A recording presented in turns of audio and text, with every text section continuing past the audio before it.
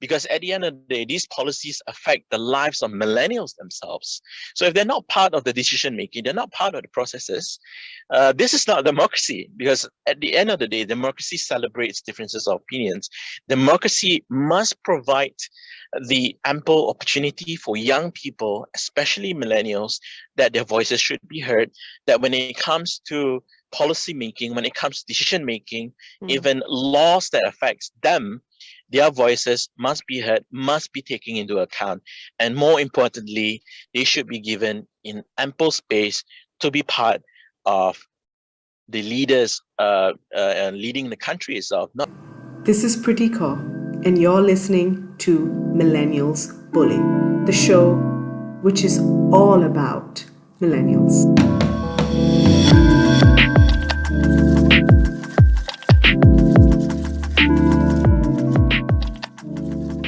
Hi listeners, welcome to this week's episode of Millennials Boleh. Our topic for this week is Millennials Boleh Talk Politics. Today we invite Norman Goh on the show to discuss this topic. Norman is an independent journalist and producer of the podcast Bicara Minggu Ini. Welcome Norman, how are you today? Hi, thanks for having me. I think it's been a crazy week. And right now we're back on another lockdown to the whole country. So yeah, I think we have to remind everyone to stay safe. I know Hari Raya is very close, so try not to crowd around in a lot of crowded places. It's fine if you're not able to go out for Ramadan bazaars. It's better to stay safe and not get infected, because now we have many different types of variants in our community. Yeah, I think that's something for all of us to remember as well. I think as we get hopefully closer to the end of this pandemic, we realize that, there are many different aspects that we have to take into consideration, and the dangers, all the different dangers are still in our community. So yeah, more than important to remember about those things. And that's why it's important today to talk about politics and millennials and how some of these issues can affect our lives as well. As people that it's within this age bracket. So it's really nice to have you on today, Norman. And so we're going to start off with with a few questions, just to get your opinion on some of these aspects that I think are really important for millennials. So to start us off, Norman, could you tell us what is the goal or premise of your podcast, Bicara Minggu Ini? Now, initially, when I first started Bicara Minggu Ini, it's sort of from a conversation with my friend in Singapore, because it was from the first lockdown last year. So he threw that idea around about, the lack of information or in-depth analysis of trying to tell what's going on with the country, or, there's just too many things going on, not just in politics. Again, politics, it's a whole lot of drama. It's a never-ending drama in Malaysia. It's always very lively. So it's every week you're going to see something new, and sometimes every month you see someone threatening another party again. So it never goes dull every day in Malaysia. So the idea of Bicara Minggu Ini is to keep Malaysians who are in the country as well as abroad, keeping abreast with what's going on in the country, better understanding, and sometimes going behind the headlines of what's happening in the country. So because I think that there are a lot of people who are quite lazy in reading. So a podcast is also another way to reach out to a different type of audience. And particularly a lot of Malaysians who are transiting and they want to keep up with the latest news. Sometimes you don't get it on radio, so you listen to podcasts. Yeah. I think your podcast is a really sort of interesting thing to have in our Malaysian landscape, because I think, like you said, I think generally the audience is now going towards sort of a listening experience, because I think it gives them sort of bites of information, and at the same time, that sort of takes away the aspect of reading, which is always a big plus for us Malaysians, because we're not quite huge readers, but we do like to listen and we like to be informed about politics. So it's really great that you have that podcast. But through doing that podcast, you have obviously invested and immersed yourself in reporting about politics. So from your experience, Norman, having done those things, would you say that millennials are interested in politics or activism? I think they're interested in both, because actually when it comes to politics, there's always a misconception about politics itself. We were being taught during the young days that politics are dirty and you should get away. Make sure don't dabble into politics, because once you are into politics, you're going to be involved in a lot of dirty work. That is sort of very negative connotation towards politics. But in actual fact, as a journalist, when I report about it, then you understand that politics is everything. It's in your work, it's in your everyday lives. It affects all of us.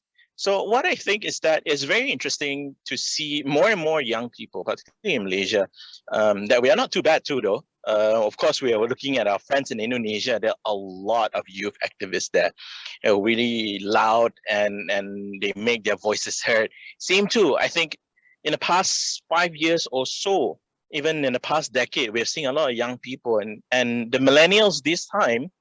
I remember I tweeted about this just yesterday.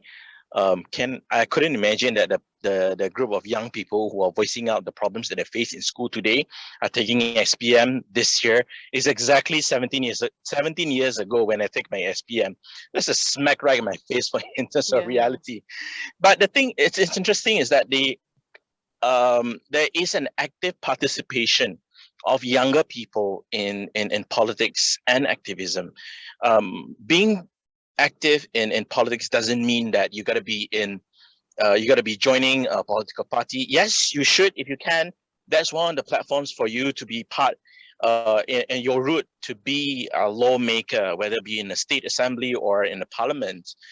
Activism is also another one based on cause, based on the passion that you're looking at, because it's issues based. Sometimes you're looking at, for example, one, protection of women in school, protection of girls in school. That's one. Secondly, it's, for example, the one raised by Ain Husniza about making school a safer place. There's also another one, mental health for students, access of mental health for students in school. And another one is, there are so many other things that students are working on in their secondary school days. Then slowly they dabble into a more larger society when they join universities or colleges. And at the end of the day, whether they want to continue into their works or activism, they can move into organizations like a women's aid organization and many other non-governmental organizations, civil society organizations they can work with if they do not want to run run for office. A political party is needed. If you want to run for independent, you should go too. But the problem is that there's always that perspective thinking that politics is for all people, for men. And again, we have to change that sort of mentality as well. I think we deserve better. We deserve better lawmakers in the parliament as well as our state assemblies.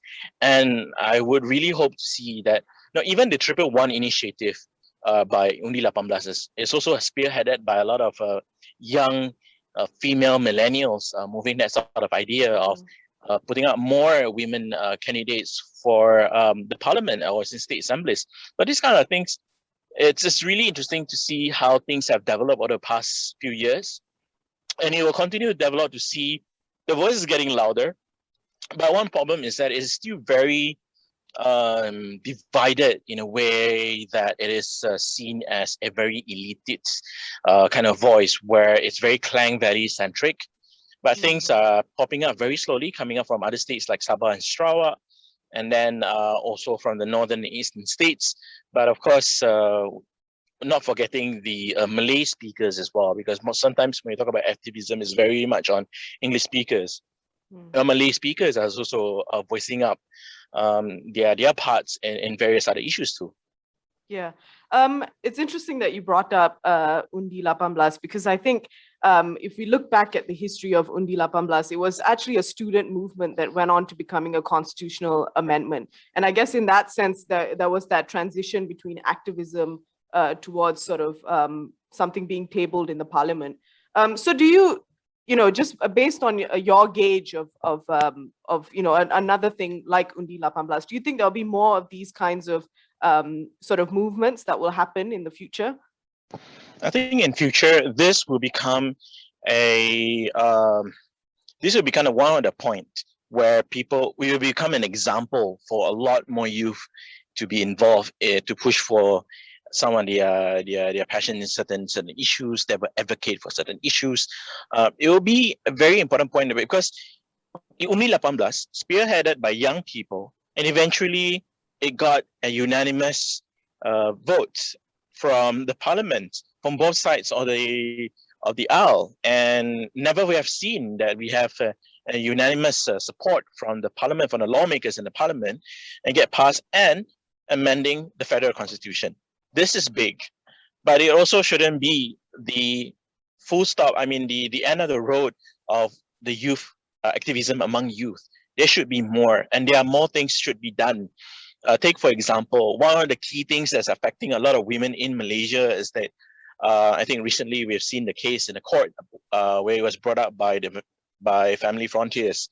And the federal constitution itself is biased against women in terms of award of citizenship to the child. And at the end of the day, a child born to Malaysian women abroad cannot attain citizenship through the mother, but it is automatically given to the child through the father. Why is there such biasness within our federal constitution? So this sort of discussions, it has to be discussed. It doesn't mean that you don't have any idea about it, you don't talk about it. No, because this affects everyone. So when it comes to my observation as a journalist itself, you see that the old school type of thinking is saying that you don't know, you don't talk about it. You're ignorant, you don't talk about it. No, when you don't know, you ask the question. When you ask the question, when you read more, you question the authority. Why is this so? Why can't it be better? So I think through Uni 18 is one of the pivotal points, then followed by there are so many other issues that we can actually bring up and make a change in terms of our law, legal amendments, change in policies, because everything affects all of us, because it may not be affecting your life. It may affect our family members. It may affect our neighbors. So taking part of this sort of way of participatory democracy itself is a very healthy development in the country, where you see younger people taking part in discussions in policy. They're taking part in terms of ownership of this sort of issue, taking ownership of the issues into their hands, making sure that this will bring a greater benefit to the society. Right. So it's really interesting that, because you brought up about the old school thinking, and I think that has a lot to do with sort of generational politics, if we talk about it. So when I did some research on this topic, there's a researcher named Ethan Foss from the University of Toronto, and he mentioned that millennials may move further towards left-wing politics as they age. So I would like your take on this. Would you say that the bulk of millennials are left-wing, or would you say they're right-wing? I would say it's equal, because they may shift towards a more conservative take, or left-leaning, or even a centric position. Like, take for example, I personally take a more a centrist role, but left-leaning centrist. But I still hold on to my conservative values on certain issues. For example, there are a lot of young people from my generation, those who are born in the late 80s, and younger generations, not necessarily they are left-leaning. They may be right-leaning as well. It doesn't mean that the entire generation should be generalized as a left-leaning type of generation. I don't think so. We've seen that in the US as well.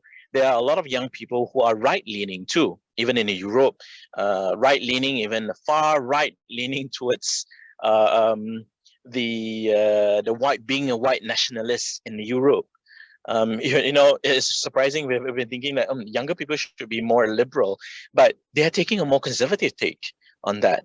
And what's interesting is that we don't have a clear data in Malaysia on how youth trend, how it changes over years, the perspective towards political leanings, or for example, is it just political leanings, or is this policy-based leanings on what they perceive? One interesting observation I make is that some of my friends, my Bumi Putra friends, for example, they study abroad. They come from a school like I do, from a missionary school, very open, very liberal. They can mix around with other races and whatnot. And when they study abroad, what's interesting is that when they come back, they are more conservative than they are before. So what changed? So that's one of the key areas where we are lacking in terms of our academic research, lack of data as well. And it's also very interesting to delve deeper into understanding what changed their perspective into policy matters, what kind of experience, and sometimes it can be traumatic, that shifts or changes their perspectives into policy matters or even political leanings. That happens. It's very, I would say it's very multidimensional. It shouldn't be seen as a one single plan of dimension when we talk about leanings, whether you are left or right or center. It changes across time and it changes across different types of issues as well. Yeah, so that's one way of looking at sort of how the experiences can change the left and the right wing sort of leanings when we talk about politics. Do you think states within a country as well, I think that's one aspect, states as well, and how that can have an effect on the general demographic when it comes to the political ideology. So what would you say that could be an aspect as well that we need to look into? Yes, states play a role. I mean, particularly in Malaysian context, it's deeply faceted, multifaceted, deeply ingrained when it comes to cultural as well as religious matters. Yeah, thanks for that, Norman. I think it's giving us quite a picture about millennials and how their different political ideologies and how it comes to be, and how those experiences can affect it.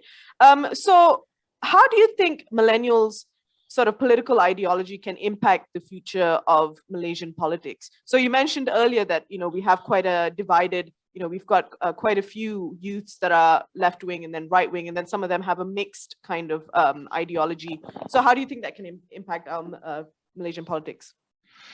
I think one of the problems that we face in the Malaysian politics is that they think the voices of millennials are not important. This is one of the stumbling block of the old school way, thinking that young people have yet to experience the real life and working. What right do you have to speak? You have no experience working. You have not gone through university. You don't have a degree. Don't talk to me. That's sort of old school Asian culture. This is a problem with our Asian culture here. Yeah. You don't challenge the authority. You do not question the authority.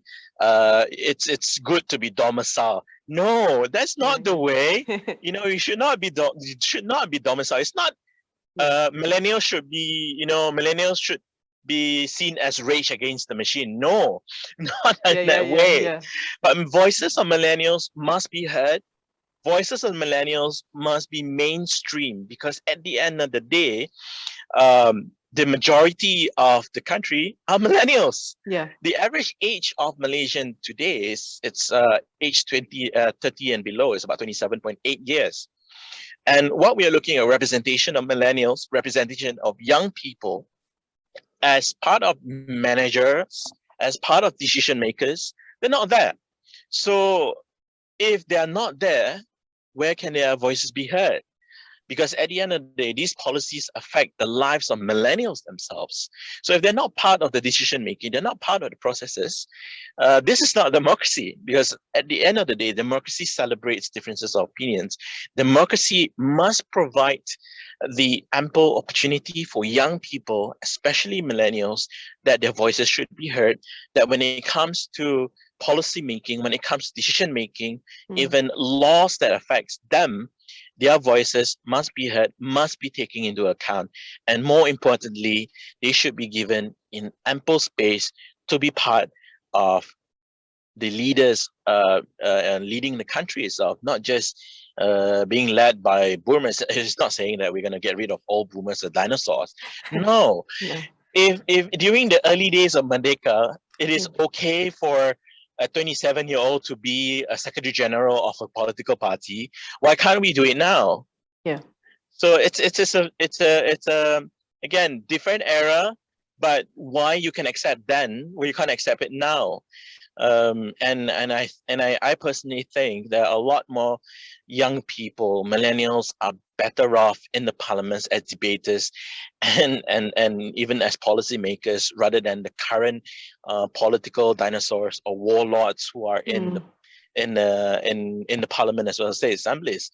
I think younger people will bring fresh ideas and a breath of fresh air of what things need to be done. It's not about what is in it for me of the current pool of politicians that we have in the country. Yeah. So if we are to sort of look at millennials and their kind of personalities and their traits, what do you think are some traits you think will be that will bring sort of a fresh input or output on politics if we bring millennials into, or more millennials into the parliament? What do you think will set them apart from the previous generation? I think millennials will provide a more out-of-the-box kind of solutions to certain things, and millennials usually prefer a flatter kind of organizational structure. Because number one, at the end of the day, you want to get things done, and you want to get things done. You want to minimize the hurdles. You want to deregulate certain things. It's not for the purpose of putting millennials for the sake of putting millennials. No, it's changing how things are done, because the problem is sometimes the older generation, the old school, sometimes younger people have old school thinking as well. The rigidity of the old school thinking towards change, because things are moving too fast now, and younger people will have a better grasp of able to adapt and be dynamic in an agile environment. Because what is needed right now is if you do not force yourself to be in an agile organization. I talked about the vulnerability of in a situation, for example, in COVID-19, where a lot of corporate companies are also incorporating a lot more young people into the process of decision making, newer ways of adapting to technologies, because sometimes older school people tend to think that their way is always the best. Yeah. But without listening to, there's another way. It's cheaper way. We can pull our resources together. No, anything. It's my territory. You don't get into my territory. It gets very tribal, kind of old school kind of thinking. Yeah. So with millennials, it brings new ways. It brings that sort of cooperation and cohesion within various different micro groups working together, not just within the political spheres. There's also within the cooperation between activism, the works of activism, even policy making, and I think we will be able to move faster. We'll be able to see more effective measures to be taken. And moreover, I think millennials are also open to have more women leaders. Old school tend to be very patriarchal. It's very patronage kind of system. So millennials will also defy itself of old school ways of patronage and patriarchal and toxic masculinity as well. Trying so many things there. No. It's the old school. It's the old school way where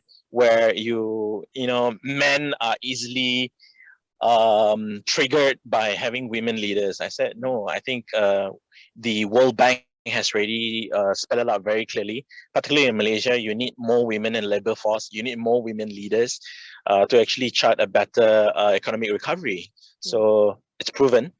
It's based on facts. It's scientific study. So and yet 75% of our Malaysian graduates are women. Yeah, so I guess and also it's the 21st century, right? So we need to get on the train with with women leaders, and I think so I think that's very important. So Norman, if you are going to give advice now to millennials, what would you say to them if they are wanting to venture into politics or activism? What advice would you give them? I would say go out and immerse yourself into it. Best is get your hands dirty. Rather than be an armchair critic. Sometimes it's easy to talk when you are hovering like a helicopter. That's where you get slowly dissociated from the ground. It's best that if you are really passionate about something, go after it, grab on hard to it, and then you will find the fruit at the end of the day. So when you are looking into, like, you are passionate about something, say for example on mental health, on teenagers grappling with suicides, and you want to bring a change about decriminalizing suicides, for example, take one very simple idea that you want, like for example decriminalizing suicides among youth and better access on mental health. That is your mission, and then you work out a plan how long you need, what the cost of it. Never too shy about asking, never too shy about asking questions or asking help or talking to people. Never too shy about talking to people. I think sometimes when I meet, a lot of younger people, they are shy to ask questions. Every time when I give seminars, they say, "Have any questions?" Everyone's quiet. Ask questions. Yeah. It's when you don't ask questions, you don't know where you are. You don't know where you are lacking of, and you don't know what's next. So never too shy about asking questions. It's not nothing. You are not stupid for asking stupid questions. You'll be stupid if you do not ask questions. So this is one of the few key things is that don't be shy. Go out, walk up with your head held up high, and you will see the effect. Sometimes one little step can make a big change and a ripple into the society. Yeah. Oh, that's very impactful, I think, there, Norman. I think if I am to comment on this a little bit as well, being a millennial, I think we do have lots of questions in our mind as millennials. We have lots of opinions to share, but I think at times we do pent it down, in fact, because we don't want to kind of cause a ruckus in a way. But I think it's important. Mm-hmm. It is time for us to share those opinions because they will be valuable in the future. I would like to point out too, though, it's never an offense to actually share your opinion. Don't be afraid of offending another person, but you craft your words very. You will learn along the way. The more you share your thoughts about certain issues, and then I can tell you, you actually make that sort of change of perception towards a lot of older people that this is what the young people think, and they will change their perception towards millennials. The more you speak your mind, the more that will change the perception of the old school people towards millennials. It will help, and they will give that sort of trust to millennials as well, taking lead. So don't pent up, don't pen down, don't hide yourself. It's time to break free and be yourself. Now I'm thinking like the song Frozen that came to my mind. Yeah. No. You gotta let it go. Let it Sometimes. go. Let it go. Yeah. Yeah, Liberate yourself. Yeah, you know who you are yourself. Why do you hide yourself? So don't hide. Be yourself and speak up. The more you speak up, it really shines through because your conscience speaks louder than just your mind is there, but you really need to get your conscience out to speak your what your heart is telling you to. Yeah. So always remember these few words. While your conscience speaks, wisdom listens. So it works both ways. Wow. So this is my tagline. Oh, that's your That's my usual tagline. Oh, okay. Because when you speak, is through your conscience. But more importantly, all of us have to learn to listen. So when we listen with our wisdom. Don't listen and then you get very emotional of it. That's when a lot of misunderstandings happen. And also there's sort of, why millennials are so emotional or why they woke of this kind of issue or this woke culture. It's not a woke culture. It's conscience. At the end of the day, how we react to some of the things that we feel is not right. And we feel that it is important for us to stand up and speak out on certain issues that may affect our friends or family members. Yeah.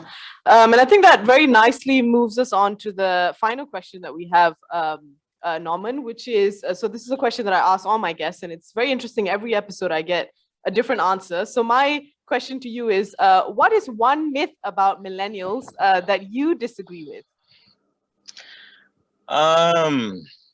One of the myths that I disagree. Actually, there's a lot. Tell us all, if not. Crazy. It's just crazy because I've been through it myself. So one of the myths where I think I really disagree of is that millennials are they're inexperienced and not ready. To me, that's pure BS. Right. I'm not allowed to cuss, but fine. It's pure crap. Yeah. It's not true. We've seen young entrepreneurs, even in teenage years, they have become entrepreneurs through YouTubes. So who are we, even in my age, in those who are born in the 80s, who are we to say that these young people are not ready? No, they are ever ready. When you throw them into the fire, they're all ready to be. It's a baptism of fire anyway. Because we have to acknowledge that the capabilities of millennials these days are far more ready to take on the mantle and to lead at any time. This is the myth from the old school kind of thinking that millennials are not ready to lead, not ready to take charge of certain issues, for example, even on advocacy issues. I believe millennials are ever ready, and they are always ready when given the opportunity. What lacks right now within our Malaysian society is the opportunity, a fair opportunity to be given to millennials. So what is important now for me is that change that mindset, but do not be too defensive with this sort of connotation towards millennials saying that they're not ready. Don't be too defensive about it. It's fine. You can easily tell them, fine, you can say whatever you want, but we can actually show you, we can prove to you. At the end of the day, action speaks louder than words. So prove them wrong. And I think there's nothing more to prove, because I think millennials are always ever ready. Yeah, that's a very nice way to put an end to this episode. Thank you so much, Norman, for giving your insights today. It was highly beneficial, I think, for millennials listening in. To be empowered, to bring their voice and to get their voice to be heard, I think, in our society. And I think we are taking the right steps towards the future. And I think, if we go along with this mindset, as you mentioned, I think we will see some great things that will change, hopefully, in our society. Thank you so much, Norman, again. It was great having you on. And hopefully we can have you on in the future again. Thanks for having me. And then remember, millennials are actually agents of change. So the power is in your hands. Thank you. Thank you so much, Norman. That was fantastic. Thanks.